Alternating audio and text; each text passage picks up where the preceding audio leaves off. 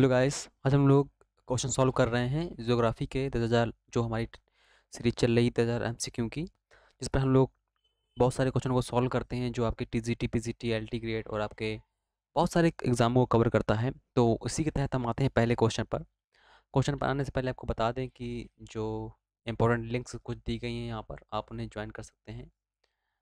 ये PDF file प्राप्त भी कर सकते हैं वहाँ से।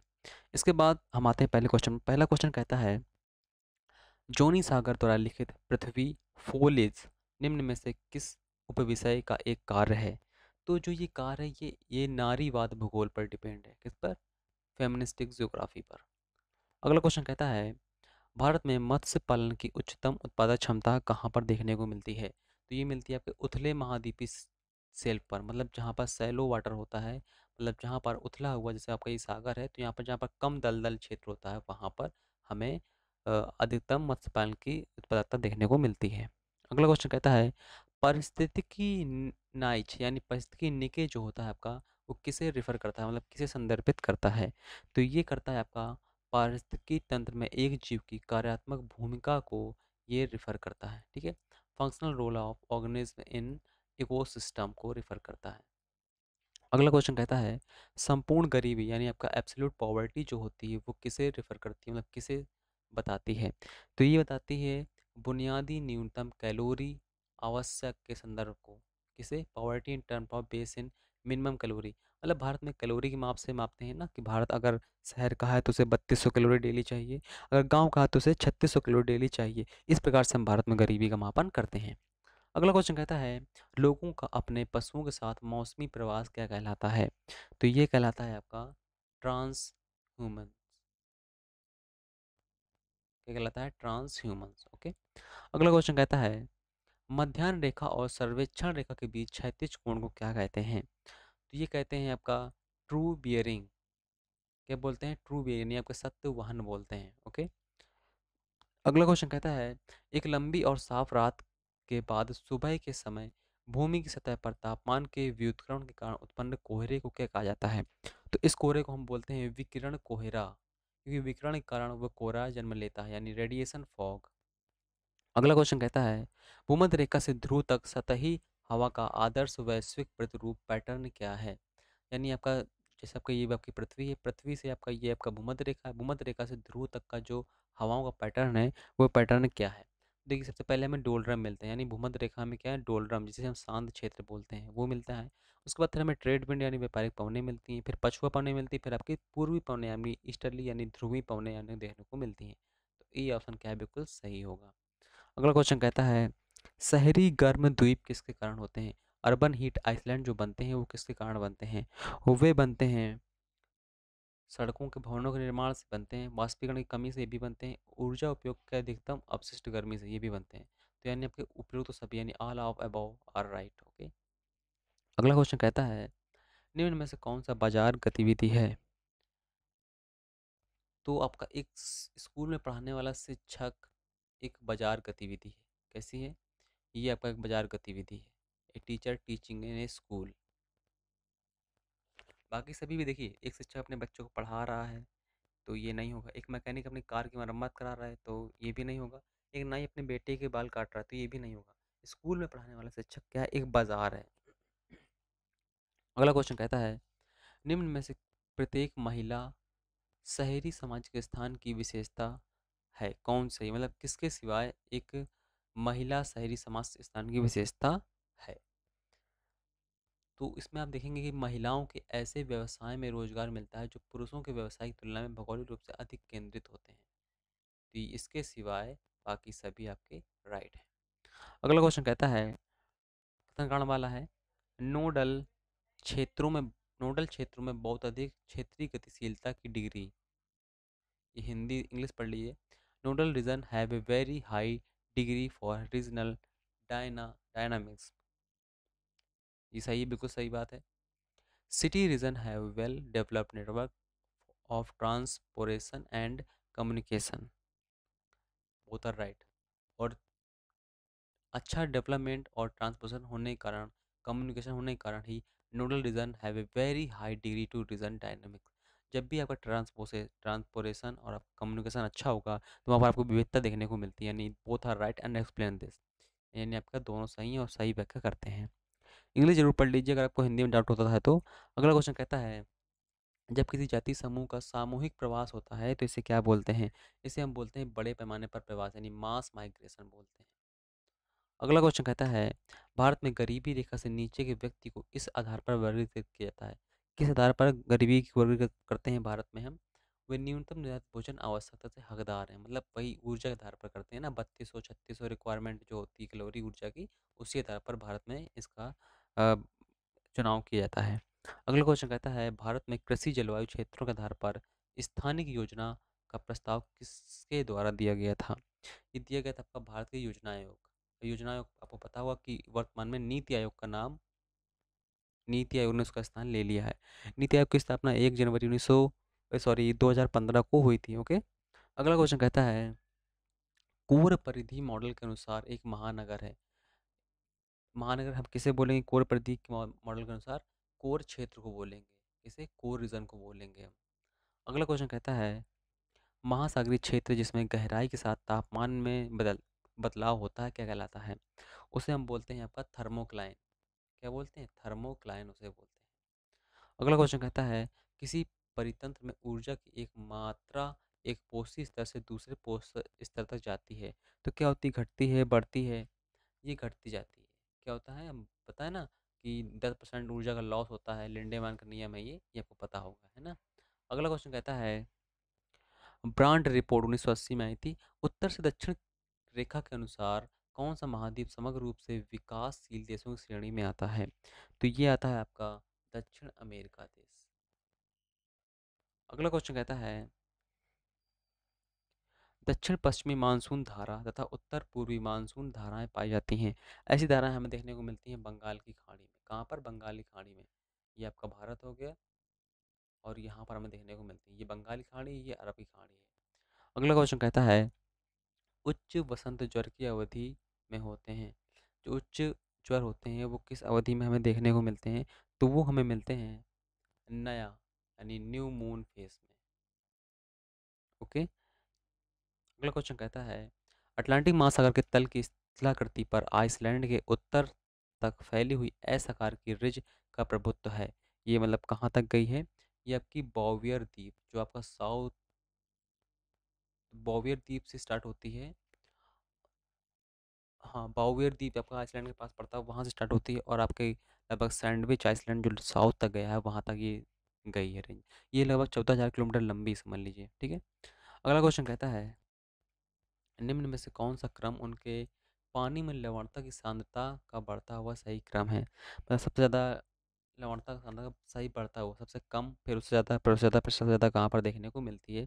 इस क्रम से आपको लगाना है। देखिए, सबसे ज़्यादा हमें मिलेगी सबसे कम मिलेगी बाल्टी सागर में, ठीक है। उसके बाद आर्कटिक सागर, फिर उसके बाद कैलिफोर्निया की खाड़ी, फिर उसके बाद लाल सागर में। तो यही क्रम बिल्कुल सही। बाल्टिक सागर आपका देखिए ध्रुव के पास स्थित है, इसलिए वहाँ पर लवणता कम देखने को मिलती है।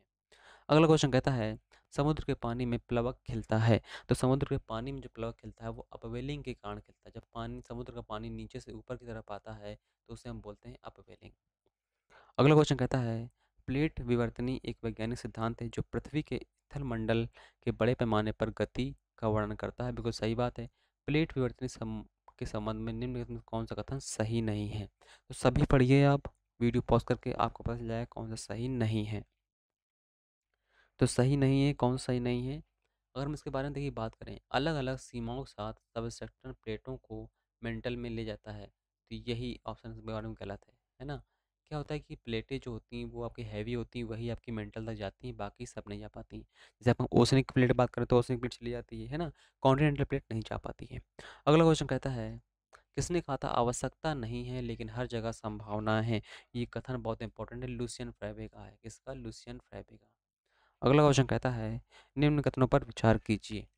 कहता है निम्न में से कौन से सही हैं? सही बताने हैं आपको, तो पढ़कर बताइए कि कौन से सही होंगे।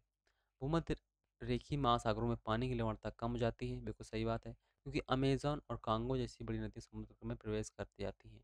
हाँ, ये सही बात है, ये भी एक रीज़न है। और लेकिन भूमध्य रेखीय जो रीजन है वहाँ पर वाष्पीकरण अधिक होता है, इसलिए वहाँ पर क्या होता है, वाष्पीकरण अधिक होता है, बारिश भी खूब होती है, इसलिए वहाँ पर लवणता कम देखने को मिलती है। तो दोनों एक प्रकार से सही हैं।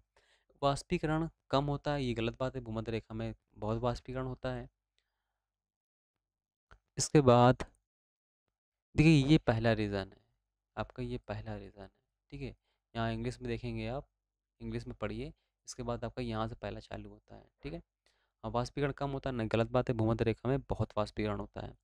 आर्कटिक तथा अंटार्कटिक के पानी भूमध्य रेखा के पानी के साथ मिल जाते हैं, ये भी गलत है, ये भी नहीं मिलते हैं। भारी बारिश के कारण, यही सही है। ये पहला और चौथा बिल्कुल सही है, यानी first and fourth are right. Okay, अगला क्वेश्चन कहता है एपियोरोजेनिक संचलन पैदा होता है। तो एपियोनिक जो संचलन होता है आपका महाद्वीपीय बहाव के कारण होता है। किसके कारण? महाद्वीपीय बहाव, कॉन्टिनेंटल ड्रिफ्ट के कारण होता है। अगला क्वेश्चन कहता है मरुस्थल में अपस्फीति बड़े तथा छोटे गड्ढों के बाहर निकल सकती है, जिसे कहा जाता है, उसे हम बोलते हैं आपके खोखले अपस्फीति या फिर ब्लो आउट। ब्लो आउट आपने नाम जरूर सुना होगा, ये आपके रेगिस्तानी मैदानों में बनते हैं। अगला क्वेश्चन कहता है निम्न में से कौन जैविक कृषि गतिविधि की विशेषता का सही वर्णन करता है? तो देखिए, मिट्टी की उर्वरकता बढ़ाने के लिए रासायनिक उर्वरकों का उपयोग, ये तो गलत ही हो गया। यानी पहला जहाँ जहाँ पर है वहाँ पर गलत, ये गलत, ये गलत, बचे आपके बी और डी बचे, ठीक है। अब बात करते हैं बार बार इस्तेमाल किया जा रहा घटक और फॉलिंग, ये सही है। इसके बाद हम बात करते हैं कीटों को नियंत्रित करने के लिए तेज गंध वाली जड़ी बूटियां लगाना, तो ये भी सही है। प्रति हेक्टेयर उच्च उत्पादकता का आनंद लेना, देखिए जैविक कृषि में प्रति हेक्टेयर पर अत्यधिक उत्पादकता नहीं होती है, ये गलत होगा आपका। तो चौथा वाला भी गलत हो गया, यानी आपका यही बचता है बी और मतलब दो और तीन। अगला क्वेश्चन कहता है उष्णकटिबंधीय वर्षा वनों में उत्पादकों की भूमिकाएं हैं। तो जो उष्णकटिबंधीय क्षेत्र होते हैं वहाँ पर उत्पादकता के बारे में बात करना है। देखिए, जनजाति समूह की जनसंख्या के आकार की जांच के लिए बीमारियां फैलाना, ये तो गलत ही होगा। पोषण चक्र चालन के लिए घास फूस को तोड़ना, ये सही होगा। इसके बाद वातावरण में मिट्टी में नाइट्रोजन स्थिर करने के लिए माध्यम रूप से प्रेरित करना, ये भी गलत हुआ, क्योंकि उष्णकटिबंधीय जो वर्षा वन होते हैं वहाँ पर मिट्टी में लीचिंग होती रहती है। पारिस्थितिकी तंत्र के ऊर्जा प्रवाह के सुविधाजनक बनाने के लिए मिट्टी में ऊर्जा का अवशोषित करना, ये भी सही होगा। यानी आपके दो और चार, यानी आपका डी आंसर क्या होगा, बिल्कुल सही होगा। अगला क्वेश्चन कहता है यहाँ पर देखिए मैच द फॉलोइंग, मतलब आपको मिलाने हैं कौन से जो वन्यजीव अभयारण्य है वो किस राज्य में फैले हुए हैं। तो देखिए, मालाबार आपको देखने को मिलेगा केरल में, सत्यमंगलम आपको मिलेगा तमिलनाडु में, महानंदा जो है आपको मिलेगी पश्चिम बंगाल में, लखारी घाटी जो है आपको मिलेगी आपकी उड़ीसा में, यानी आपका पहला ए बिल्कुल सही है। अगला क्वेश्चन कहता है उनकी निम्न आर्थिक सामाजिक और राजनीतिक स्थिति के कारण महिलाएं आपदा के प्रति अधिक संवेदनशील होती हैं, बिल्कुल सही बात है। ये बताया गया है कि जब महिलाओं को आपदा आश्रयों तक पहुंच प्राप्त हुई तब भी उन्हें समान से अधिक कठिन काम करना पड़ता है और खाना पकाने के लिए ईंधन लकड़ी इकट्ठा करने के लिए अपनी सुरक्षा निवारता अवहेलना करनी पड़ती है। देखिए, दोनों सही बात है, लेकिन ये दोनों कथन क्या है, प्राचीन हो चुके हैं, मतलब काफ़ी लगभग 15-16 के आसपास की बात है। वर्तमान में गैस सिलेंडर हर जगह जगह पर फैला हुआ है, लेकिन अगर हम देखें तो कहीं कहीं पर ये बात बिल्कुल सत्य होती है, अगर हम देखें तो, क्योंकि जिसी ने इसका आंसर यही माना था, ठीक है। और वर्तमान में हम देखें तो घर घर में सिलेंडर लगभग पहुंच चुका है, अगर हम अधिकतर डाटा देखें तो घर में सिलेंडर अधिकतर पहुंच चुके हैं। तो यही मानेंगे इसका आंसर, क्योंकि जिसी ने इसका यही आंसर माना था। इसके बाद हम आते हैं आगे,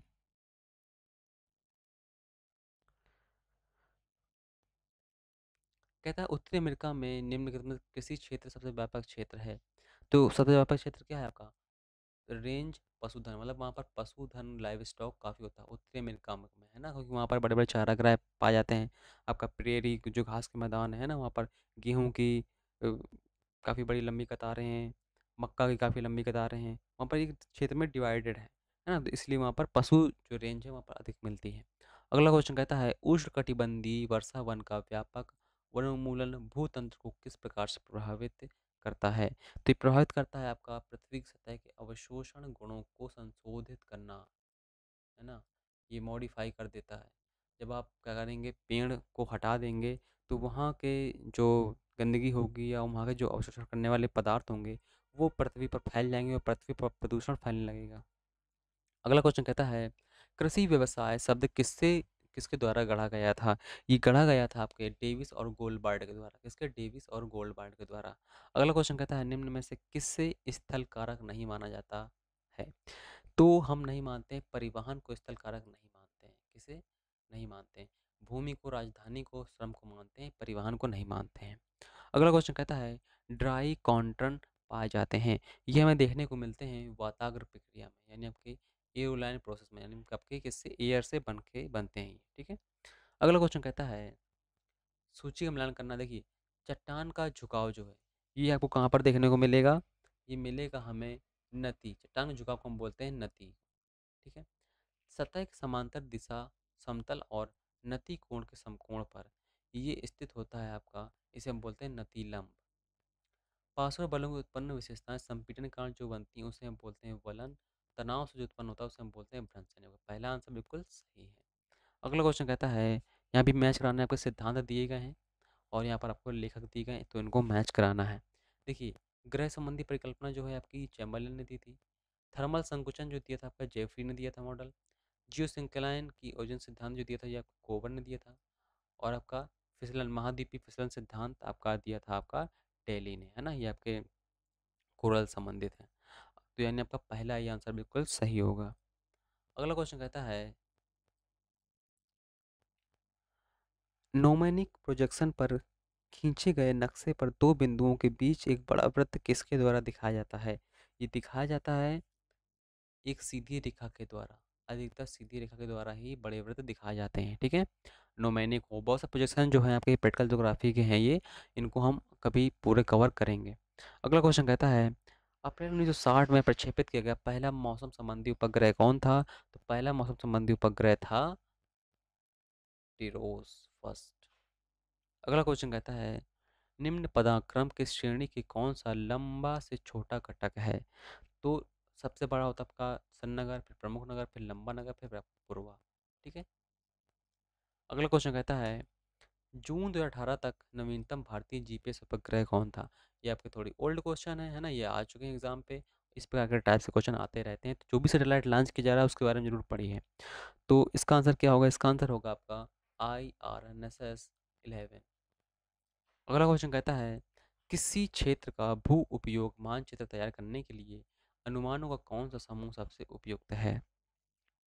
तो होमोलॉगिक ग्राफिक जो होता है आपका, ये सबसे उपयुक्त होता है किसी क्षेत्र के भू उपयोग मानचित्र तैयार करने के लिए। अगला क्वेश्चन कहता है, समान क्षेत्रफल की संपत्ति बॉन्ड के प्रक्षेपण में बनी रहती है? हाँ, बनी रहती है। ये बॉन्ड प्रक्षेपक का प्रैक्टिकल ज्योग्राफी क्वेश्चन है। स्पर्श रेखा पैमाने को रेडियल स्केल से गुणा करने के पर एक बराबर होता है। बिल्कुल सही बात है, दोनों सही हैं, आपकी व्याख्या भी करते हैं। इसके लिए आपको प्रैक्टिकल ज्योग्राफी पढ़नी पड़ेगी। अगला क्वेश्चन कहता है, निम्नलिखित भू स्थलाकृतियों में किसकी उत्पत्ति अंतर्जलीय बलों के द्वारा होती है? देखिए, अंतर्जलीय बलों के द्वारा आपकी नापे की होती है, क्वेस्टा की नहीं होती है, भ्रंश की होती है, लेकोलिथ की होती है, ठीक है। तो ए सी डी दिया गया कहीं? हाँ, ये दिया गया, तो यही सही होगा। अगला क्वेश्चन कहता है, निम्न में से किसको क्षेत्रीय रेखांकन के लिए उपयोग किया जाता है? तो क्षेत्रीय रेखांकन के लिए हम प्रयोग करते हैं ग्रेविटी पोटेंशियल मॉडल को।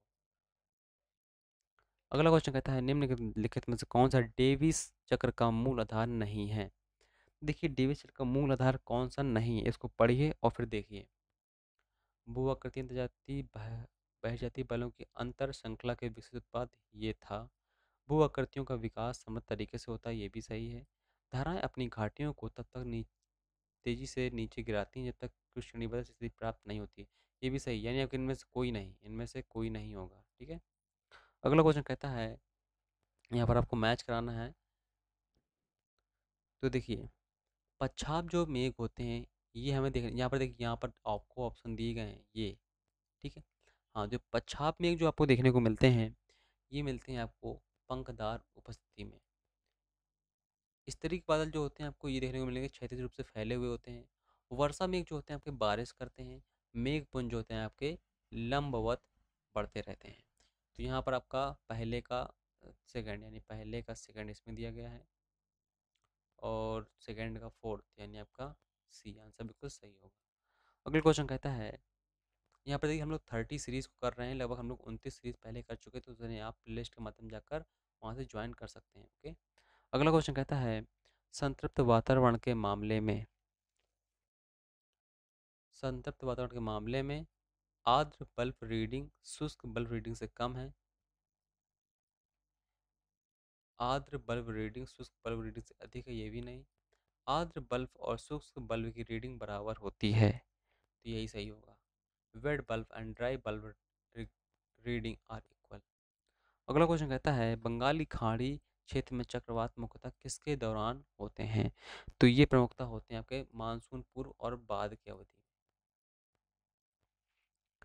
अगला क्वेश्चन कहता है, बवंडर से संबंध में निम्नलिखित में कौन सी विशेषता सबसे उपयुक्त है? मतलब आप बवंडर के बारे में कौन सी विशेषता बताना चाहेंगे? ये अल्पकालिक होते हैं और एक छोटे से क्षेत्र तक ही सीमित होते हैं, ये बवंडर होते हैं आपके, ठीक है। ये अल्पकालिक होते हैं, छोटे से, मतलब एक बार चक्रवात जैसे होते हैं देखने को मिलते हैं, लेकिन ये छोटे छोटे होते हैं बवंडर। ओके, गाँव में देखने को मिल जाते हैं, खेतों खरियालों में देखने को ये मिल जाते हैं। अगला क्वेश्चन कहता है, निम्न में से कौन सा वैश्विक तापमान तापमान में वृद्धि का परिणाम हो सकता है? तो आप पढ़ेंगे इन सबको चारों को, ये सभी समुद्र स्थल में वृद्धि के परिणाम हो सकते हैं। समझ लीजिए, सभी सभी हो सकते हैं। अगला क्वेश्चन कहता है, चक लहर चक्रवात आमतौर पर होते हैं, यानी wave cyclone occur commonly in किसके कारण होते हैं? ये मेनली होते हैं मध्य और उच्च अक्षांशों में देखने को मिलते हैं, मिडिल एंड हाई लैटिट्यूड। अगला क्वेश्चन कहता है, सूर्यास्त के बाद भी पृथ्वी सतह के पास हवा में गर्मी मिलती है, इसका रीज़न क्या होता है? इसका रीज़न ये होता है कि स्थलीय विकिरण जो होता है आपका, ये निकलता है तभी वो चीज़ें गर्म आगे होती हैं, है ना। सूर्य ने तो ऊर्जा छोड़ दी, उसके बाद पृथ्वी अपना रिलीज करती है ना, सूर्य से प्राप्त करती है वो कम तरंग दैर्ध्य की ऊर्जा, फिर आपकी हाई फ्रिक्वेंसी की फिर वो आवृत्ति की तरंग वो छोड़ती है, जिस कारण वातावरण क्या होता है, गर्म होता है। अगला क्वेश्चन कहता है, क्षोभ सीमा की ऊंचाई के पास स्थित तेज चलने वाली सक्रिय घुमावदार पछुआ पवनें क्या कहलाती हैं? तो क्या कहलाती हैं? ये कहलाती हैं आपकी जेट स्ट्रीम। अगला क्वेश्चन कहता है, अल नीनो के ठंडा चरण को कहा जाता है, तो अल नीनो ठंडे चरण को हम बोलते हैं ला नीना। अल नीनो गर्म होता है, ला नीना ठंडा होता है। अगला क्वेश्चन कहता है, तापमान विसंगति को संदर्भ करता है, तो तापमान विसंगति को संदर्भ करता है एक संदर्भ मूल या दीर्घकालिक औसत से प्रस्थान, departure from the reference value of range term average. ये आपका ताप विसंगति को प्रदर्शित करता है। अगला क्वेश्चन कहता है, कोपेन की जलवायु के अनुसार जो ई क्लाइमेट है वो किसे दर्शाता है? वो दर्शाता है आपके जम्मू और कश्मीर को। ये आपके हाई एल्टीट्यूड वाले होते हैं और जो उच्च ऊंचाई पर पाए जाते हैं, वहाँ क्लाइमेट को दर्शाता है। अ- अगला क्वेश्चन कहता है, निम्नलिखित में से कौन सा कथन सही नहीं है? तो सभी को पढ़िए और बताइए कौन सा सही नहीं है। तो इसका सही कौन सा नहीं है आपका, पश्चिमी घाट इसके उत्तर भाग के ऊंचे हैं, पश्चिमी घाट इसके उत्तरी भाग में ऊंचे हैं, ये गलत है। पहला ही गलत है, पश्चिमी घाट के उत्तरी भाग कहाँ ऊंचे हैं, यही गलत है। तो पहला ही बिल्कुल सही हो गया, है ना। अगला क्वेश्चन कहता है, वर्धमान आकार के बरखान टीले हवा से चलने वाली गतिविधियों और हवा की दिशा के समांतर संरेखण के साथ बनते हैं, तो इन्हें क्या बोलते हैं? इन्हें आप बोलते हैं टिब्बक शीर्ष वाले टेल। अगला क्वेश्चन कहता है, एक ज्वालामुखी हॉट स्पॉट के ऊपर बन सकता है, लेकिन ज्वालामुखी कुछ मिलियन वर्ष के बाद मैग्मा के अपने स्रोत से दूर ले जा सकता है और निष्क्रिय हो जाता है, क्योंकि इसका रीज़न होता है आपका प्लेट संचलन के कारण। जैसे मान लीजिए यहाँ पर कोई ज्वालामुखी फटा और प्लेट खिसक गई, तो यहाँ फटने लगता है, वो ज्वालामुखी पर शांत हो जाता है। तो प्लेट जैसे जैसे जहाँ पर संचलित होगी वहाँ वहाँ पर ज्वालामुखी फटेगा। अगला क्वेश्चन कहता है, यहाँ पर सूची फर्स्ट और सूची सेकंड दी गई, मिलानी है आपको। जैविक का महासागरीय निक्षेप और उसकी उत्पत्ति को मिलाना है।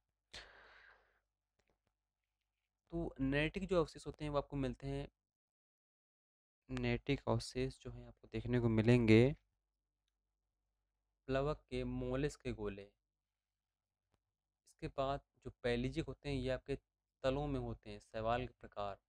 टेरोडोपोड उज जो होता है आपको देखने को मिलेगा विभिन्न फेरोमोनिक गोले होते हैं। डायटम जो होते हैं आपके ऊर्जा सूक्ष्म पौधे और गोले होते हैं। तो यहाँ पर अगर हम देखें तो ए का पहला ए का पहला 2 में दिया गया है, बी का थर्ड, बी का था पहला ये है ना। हाँ तो बिल्कुल सही है। ये आपके जमाव होते हैं जो समुद्र में निक्षेप के रूप में जमा होते हैं, ये सभी इंपॉर्टेंट हैं, सभी समझ लीजिए सभी इंपॉर्टेंट हैं। अगला क्वेश्चन कहता है एक लटकती घाटी बनाई जा सकती है। एक लटकती घाटी जो होती है आपकी, जहाँ पर एक मुख्य ग्लेशियर पहले से छोटी सहायक नदी से जुड़ता, तो वहाँ पर लटकती घाटी का निर्माण होता है। ये लटकती घाटी पूछता है किससे बनती है, तो कई बार पूछा गया है, हिमनद से बनती है। अगला क्वेश्चन कहता है समुद्र स्तर में वृद्धि के जवाब में तटीय भू आकृतियों को बदल दिया जाता है। तो किसमें बदल दिया जाता है, कोरल रीफ से डिग्रेड रीफ प्लेटफॉर्म में बदल दिया जाता है। अगला क्वेश्चन कहता है पैंजिया का विखंडन लगभग शुरू होकर 5 चरणों में हुआ था। ये आपके कब से प्रारंभ हुआ था, तो ये प्रारंभ हुआ था आपका 25 मिलियन वर्ष एगो। अगला क्वेश्चन कहता है द जोग्राफिकल ट्रेडिशन 1933 में ये पुस्तक किसने लिखी थी, ये पुस्तक लिखी गई है टी एन लिविंग स्टोन के द्वारा। अगला क्वेश्चन कहता है भू राजनीति आधुनिक राज्य शिल्प के लिए राजनीतिक भूगोल के सिद्धांतों को लागू करने का विज्ञान है। सही बात है।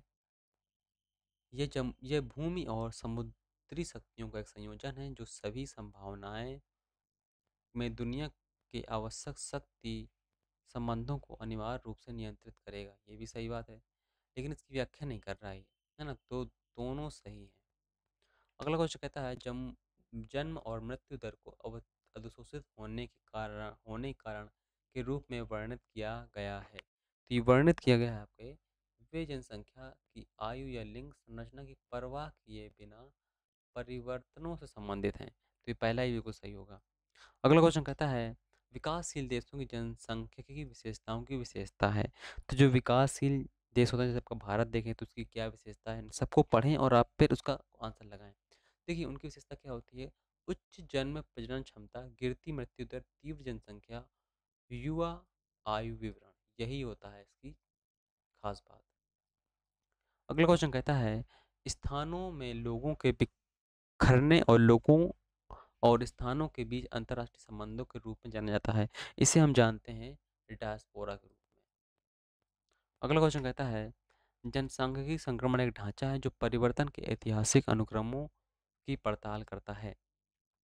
तो इसमें से कौन कौन सही है, इसमें सही है आपके प्रजनन क्षमता और प्रवास के बारे में और मृत्यु दर और प्रवसन के बारे में। ठीक है, तो यही दोनों आपके सही यानी पहला और थर्ड, यानी डी आंसर क्या होगा, बिल्कुल सही होगा। अगला क्वेश्चन कहता है विरल जनसंख्या के लिए निम्नलिखित में से कौन से कारक जिम्मेदार हैं। तो विरल जनसंख्या के लिए आपके जिम्मेदार कारक होते हैं आपके बीहड़ इलाके और प्रतिकूल जलवायु, तो वहाँ पर ही आपको कम जनसंख्या देखने को मिलेगी। अगला क्वेश्चन कहता है ग्रामीण बस्तियों के प्रकार किसके आधार पर निर्धारित किए जाते हैं। तो ग्रामीण बस्तियों के जो प्रकार होते हैं वो निर्धारित होते हैं निकट पड़ोसी विश्लेषण के कारण, मतलब वहाँ की जिस प्रकार की इकोनॉमिक्स होती है उसी प्रकार के बस्तियों के प्रकार वहाँ पर निर्मित हो जाते हैं। अगला क्वेश्चन कहता है मसाई के संबंध में कौन सा कथन सही नहीं है। मसाई आपकी जनजाति है जो आपके पूर्वी अफ्रीका में पाई जाती है, तो उनके बारे में कौन सा कथन सही नहीं है। मसाई द्वारा मवेशियों को उनकी अर्थव्यवस्था में सबसे मूल्यवान माना जाता है। सही बात है। मवेशियों के अलावा बकरी को दूध के लिए रखा जाता है, ये गलत है। वे मवेशियों के साथ सम्मान से व्यवहार करते हैं और कभी भोजन के लिए उनका वध नहीं करते हैं। सही बात है। वे क्रॉल नामक बाड़े वाले गांव में रहते हैं, मतलब जो उनके घर बनाते हैं उन्हें बोलते हैं क्रॉल, ये सही है, आपका बी आंसर बिल्कुल सही गलत होगा, है ना। अगला क्वेश्चन कहता है सूची फर्स्ट को सूची सेकंड से मिलाना है, 2011 की साक्षरता दर को मिलाना है राज्यों से। तो देखिए झारखंड जो है वो वहाँ पर लगभग 67% मिलती है, 67.63। इसके बाद आपको उड़ीसा जो है यहाँ पर देखने को मिलती है 69। राजस्थान में देखने को मिलेगी आपको 67.06। उत्तर प्रदेश में आपको देखने को मिलेगी हम्म, जो उत्तर प्रदेश है, उत्तर प्रदेश में उड़ीसा की ज़्यादा है, हाँ। तो यहाँ हम बात करेंगे उड़ीसा की, तो उड़ीसा की लगभग 73 है। राजस्थान की सबसे कम है, और उत्तर प्रदेश की यहाँ पर 69 के प्रतिशत के आसपास है ना। हाँ, तो अब सही है। तो यहाँ पर आप देखेंगे कि कौन सा पहले का सेकंड इन दोनों में है, और बी का फोर्थ भी दोनों में है। इसके बाद राजस्थान सबसे कम है, यानी पहला, यानी सी आंसर क्या होगा, बिल्कुल सही होगा। अगला क्वेश्चन कहता है, ऋणात्मक विषम वितरण के मामले में ऋणात्मक विषम वितरण के मामले में अगर हम क्रम से लगाएं तो माध्य, माध्यिका और मोड, मीन, मीडियन, मोड, ऐसे हम इसको अरेंज करते हैं। अगला क्वेश्चन कहता है, एक द्विचर संबंध में सर्वोत्तम फिट वक्र का चयन इसके आधार पर किया जा सकता है। तो किसके आधार पर किया जा सकता है, ये किया जा सकता है आपका स्कैटरिंग प्लॉटिंग के अनुसार। अगला क्वेश्चन कहता है, निम्न में से बाल्कनाइजेशन स्टैंड का क्या अर्थ है। इसका अर्थ होता है बड़ी राजनीति इकाई का विखंडन। जैसे आप देखेंगे रूस का विखंडन हो गया ना, तो उसे हम बोल सकते हैं बाल्कनाइजेशन स्टैंड। अगला क्वेश्चन कहता है, निम्न में से कौन सा सुगठित राज्य आकार का उदाहरण प्रस्तुत करता है। तो ये प्रस्तुत करता है आपका जिम्बाब्वे, सुगठित का मतलब एक काफ़ी एक मॉडल तरीके से इसको बनाया गया है, देश है ये अफ्रीका का। अगला क्वेश्चन कहता है, गहरी पारिस्थितिकी यानी डीप इकोलॉजी जो होती है, अवधारणा किसके द्वारा प्रस्तावित की गई थी। ये की गई थी अर्नीस नीज के द्वारा। अगला क्वेश्चन कहता है, एक परिस्थिति में उत्पादकों और उपभोक्ताओं की संख्या परस्पर नियंत्रित होती है। ये नियंत्रित होती है पर प्रतिक्रिया तंत्र के द्वारा, यानी फीडबैक मैकेनिज्म के द्वारा।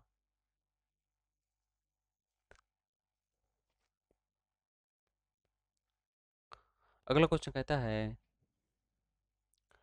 पर्णपाती वनों के संदर्भ में निम्न में से कौन सा कथन सही नहीं है। तो सभी को पढ़िए, अब बताइए। ये सभी पठार क्षेत्र में पाए जाते हैं, यही गलत है। बाकी सब सही होंगे, इसका मतलब है ना। पठार क्षेत्र में कहाँ पाए जाते हैं, ये हमें उत्तर भारत में देखने को मिलते हैं। अगला क्वेश्चन कहता है, निम्न में से कौन भारत में जैव विविधता हॉटस्पॉट नहीं है। हिमालय, सुंदरलैंड, पश्चिमी घाट, मध्य भारत, हॉटलैंड। तो यही नहीं है ना। भारत में 4 हॉटस्पॉट देखने को मिलते हैं आपको। हिमालय का पूर्वी क्षेत्र, पश्चिमी घाट, सुंदरलैंड और आपका इंडो बर्मा क्षेत्र। अगला क्वेश्चन कहता है, निम्न में से कौन सा नोडल क्षेत्र है। तो निम्न में से कौन सा नोडल क्षेत्र है आपका, महानगरीय क्षेत्र को हम नोडल क्षेत्र बोलते हैं। अगला क्वेश्चन कहता है, भोपाल गैस त्रासदी किस गैस से हुई थी। तो MIC, मिथाइल आइसोसाइनेट, है ना। अगला क्वेश्चन कहता है, प्रवसन में गतिशीलता संक्रमण सिद्धांत किसके द्वारा प्रस्तुत किया गया था। ये प्रस्तुत किया गया था आपका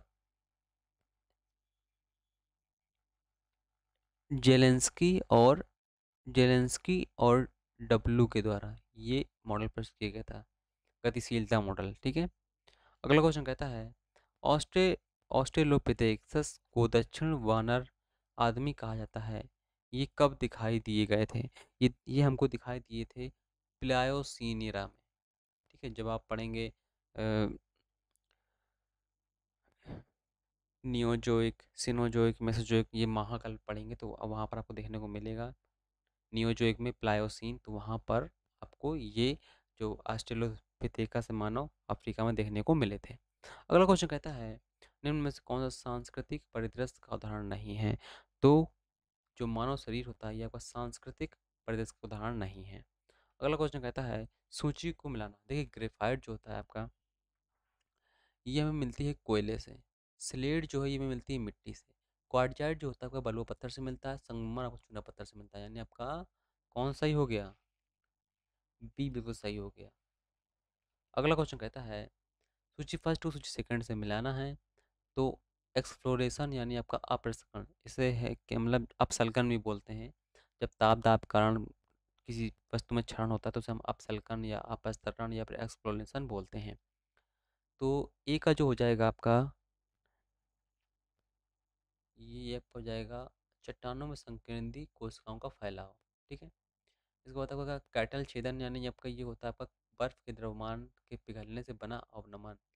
स्टैग जो होता है आपका, ये मिलता है इनको द्वीप लहर कटाव से बने होते हैं। मेडनॉक आपको एक वहाँ पर देखने को मिलते हैं जहाँ पर नदियाँ बहती रहती हैं और लास्ट में कुछ खड़े खड़े चट्टानें शेष रह जाती हैं। ठीक है, यानी आपका 92 का क्या हो जाएगा, बिल्कुल सही, सी ऑप्शन बिल्कुल सही हो जाएगा। अगला क्वेश्चन कहता है, नवीनतम सूची के अनुसार भारत के निम्नलिखित राज्यों में से किसमें विशेष रूप से कमजोर जाति यानी पीवीटीएस नहीं है?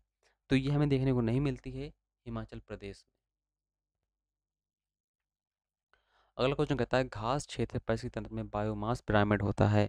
तो जो गायो घास क्षेत्र में बायोमास पिरामिड होता है, ये हमें देखने को मिलता है सीधा, है ना। यहाँ पर आप देखेंगे ऐसे, ये आपकी घास है, फिर उसके ऊपर कुछ जानवर चढ़ेंगे, उसके ऊपर मतलब पक्षी उड़ेंगे, है ना। तो ये आपका घास इस तरह का पिरामिड है, तो ये सीधा होता है। अगला क्वेश्चन कहता है, भील मुख्यतः सीमित है, मतलब कहाँ पर देखने को मिलते हैं? तो जो भील मुख्यतः है मध्य प्रदेश, राजस्थान और गुजरात में देखने को मिलते हैं। अगला क्वेश्चन कहता है, निम्नलिखित में से कौन सा कथन सही नहीं है? सभी पढ़िए और बताइए कौन से सही नहीं है। तो कावेरी नदी जो आंध्र प्रदेश से उदय होती है, यही सही नहीं। कावेरी कहाँ से निकलती है? ब्रह्मगिरी पहाड़ी से, आपके महाराष्ट्र से निकलती है। तो सी आंसर क्या होगा? बिल्कुल सही नहीं, गलत है। अगला क्वेश्चन कहता है, निम्न में से कौन भौगोलिक विशेषताओं में भारतीय लोगों की एकरूपता की ताकतों को मजबूत करने के लिए महान एकीकृत भूमिका निभाई है? तो कौन कौन सी चीज़ों ने निभाई है? हम बात करें तो प्रायद्वीप के आसपास पानी का विस्तार, सही बात है। हिमालय क्षेत्र, देश की विशालता, हिंद महासागर की उपस्थिति, यानी सभी बिल्कुल सही है, all are right. D option क्या होगा? बिल्कुल सही होगा। अगला क्वेश्चन कहता है, भारतीय प्रायद्वीप पठार के संदर्भ में निम्नलिखित में से कौन सा कथन सत्य है? तो देखिए, दक्षिण पठार मुख्य रूप से ग्रेनाइट और नीस से बना हुआ, बिल्कुल सही बात है।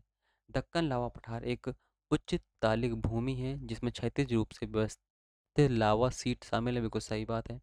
मालवा का पठार विंध्य के स्क्रैप पर हावी है जो पठार के उत्तरी किनारों पर निर्माण करता है, सही बात है। नर्मदा और ताप्ती की द्रोणिका सिंध और सतपुड़ा पर्वत के बीच आसपास में जुड़ती हैं, ये भी सही बात है। ऑल आर राइट, सभी सही हैं, यानी सियासन क्या है? बिल्कुल सही है। अगला क्वेश्चन कहता है, सूची फर्स्ट को सूची सेकंड से मिलानी, बांध दी गए हैं और नदी दी गई है। तो नागार्जुन सागर जो डैम है ये आपका कृष्णा पर है। माता टीला बांध आपका बना हुआ है बेतवा पर। मैथन जो बांध है आपका, ये बना हुआ है आपका बराका नदी पर। हीराकुंड आपका महानदी पर, यानी कौन सा सही हो गया आपका? सी सही हो गया। अगला क्वेश्चन कहता है, और लास्ट क्वेश्चन, निम्नलिखित में कौन सा कथन सही नहीं है? सभी को पढ़िए और बताइए कौन सा सही नहीं है। तो हिमाद्री रेंज हिमाचल रेंज के दक्षिण में स्थित है, ये गलत है। हिमाद्री सबसे ऊंची होगी ना, तो इसके उत्तर में स्थित होगी, है ना। तो यही आपका सही नहीं है। तो यहाँ पर हम लोगों ने लगभग 100 MCQ को सॉल्व किया है। इसकी जो PDF है आपको टेलीग्राम चैनल पर प्रोवाइड कर दी जाती है, वहाँ से आप इसे प्राप्त कर सकते हैं। इसके बाद सेशन अगर अच्छा लगा हो तो लाइक शेयर ज़रूर करें, और आपके सपोर्ट की ज़रूरत है तो सब्सक्राइब भी करें। थैंक यू, मिलते हैं नेक्स्ट वीडियो में।